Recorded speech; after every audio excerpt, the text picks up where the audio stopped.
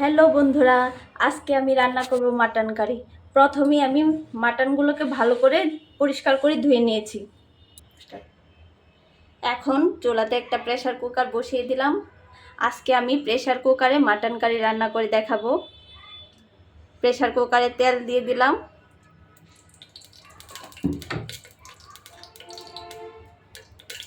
এখন গরম মশলা, তেজপাতা আর 2টা শুকনো মরিচ।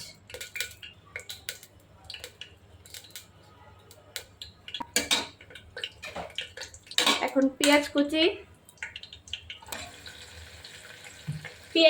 পেঁয়াজ রসুন কুচিটা দিয়ে দিব 1 কাপ পরিমাণ।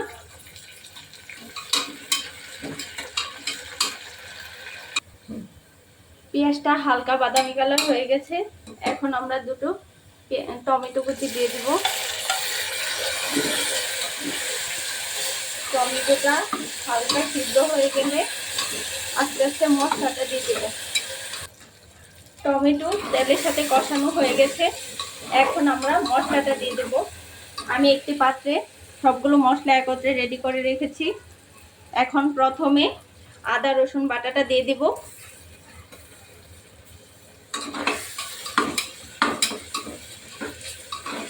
আদা রসুন বাটা একটু ভাজা হলে পেঁয়াজ বাটা দিয়ে দিব।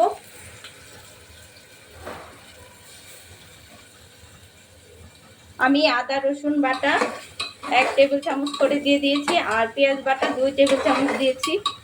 এখন বাকি মশলাগুলো আস্তে আস্তে দিয়ে দিব। জিরা 1 টেবিল চামচ, ধনিয়া 2 টেবিল চামচ, লাল মরিচের গুঁড়া 2 টেবিল চামচ আর হলুদ গুঁড়া 1.5 টেবিল চামচ।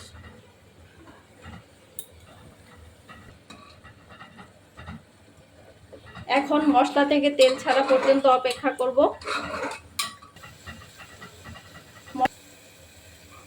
মশলাটা কষানো হয়ে গেছে। এখন মাংসটা দিয়ে দিব।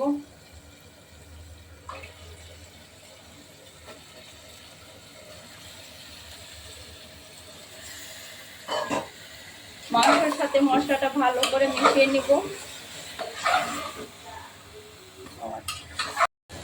এখন একটু জল দিয়ে ঢাকনাটা লাগিয়ে দিব।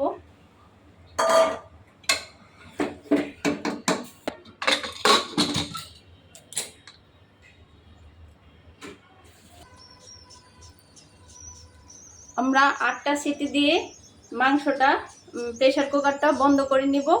ঢাকনা খুলে আমরা আলু অ্যাড করে দিব। তার পরবর্তীতে আবার 2টা সিটি দিয়ে রান্না নামিয়ে নেব। তারপর 8টা সিটি দিয়ে নিছি। এখন আলুগুলো দিয়ে দিব।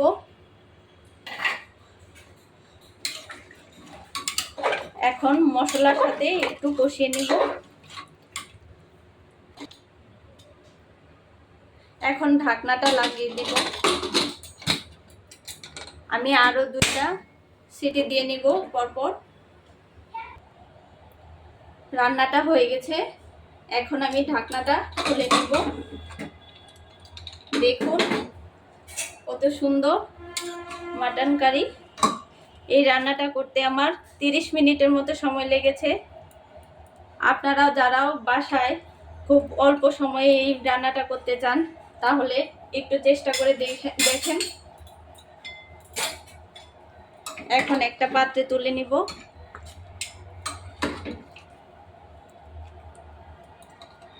কত সুন্দর তৈরি হয়ে গেল মাটন কারি।